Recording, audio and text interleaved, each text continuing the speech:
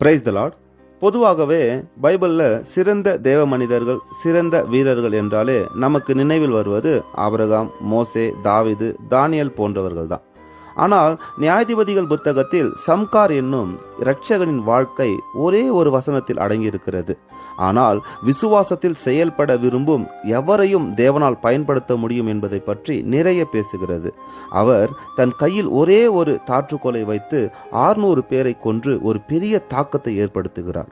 சம்கார் அதிகம் அறியப்படாதவர், ஆனால் தேவனால் அதிக வல்லமையாய் பயன்படுத்தப்பட்டவர். இந்த சம்கார் இஸ்ரவேலரின் 3வது நியாயாதிபதி. சம்கார் இடத்தில் இருந்து விசுவாசம், துணிச்சல், தைரியம், கீழ்ப்படிதல் மற்றும் எளிமையான கருவிகள் கூட தேவனின் கைகளில் ஒப்பு கொடுக்கும் போது வலிமையான ஆயுதங்களாக மாறும் என்பதை நாம கற்றுக்கொள்ள முடியும். சம்கார் என்பதின் அர்த்தம் பானபாத்திரக்காரன் அல்லது போர்வாள். பாருங்க, அந்த பெயரிலேயே அவருடைய வாழ்க்கை அடங்கியிருக்கு. எளிமையானவர் எப்படி வலிமையானவராக மாறி இஸ்ரவேலரை ரட்சிக்கப் போகிறார் என்பதை பார்ப்போம். நியாயாதிபதிகள் 3வது அதிகாரம் 31வது வசனம். அவனுக்கு பிற்பாடு ஆனாத்தின் குமாரன் சம்கார் எழும்பினான். அவன் பெலிஸ்தரில் 600 பேரை ஒரு தாற்றுக்கோலால் முறியடித்தான். அவனும் இஸ்ரவேலை ரட்சித்தான். பாருங்க, முதல் 2 வல்லமையான நியாயாதிபதிகளுக்கு இணையாக இவருடைய பெயரும் கொடுக்கப்பட்டிருக்கிறது. கர்த்தர் எவரையும் பயன்படுத்துவார் என்பதற்கு சம்கார் ஒரு சாட்சி. அவர் ஒரு தாற்றுக்கோலை வைத்து 600 பேரை முறியடித்திருக்கிறார்.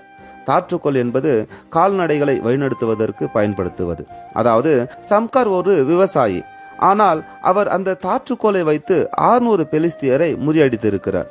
அவர் தேவனிடத்தில், நான் ஒரு விவசாயி, நான் எப்படி யுத்தம் செய்ய முடியும், நான் ஒருவன் மாத்திரம் இருக்கிறேன் என்று எந்த சாக்குபோக்கும் சொல்லவில்லை. தன் ஜனங்கள் ரட்சிக்கப்பட சம்கார் துணிந்து கர்த்தருக்கு கீழ்ப்படிந்ததினால் கர்த்தர் அவரை கொண்டு 600 பேரை முறியடித்தார். அது மாத்திரமல்ல, சம்காரை கொண்டு இஸ்ரவேலையும் ரட்சித்தார்.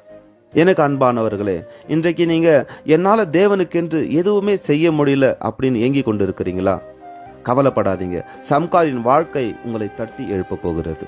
ஒரு சாதாரண தாற்றுக்கோல் இஸ்ரவேலுக்கு ரட்சிப்பை தந்தது. காரணம், அந்த தாற்றுக்கோலை பயன்படுத்தியவர் கர்த்தர்.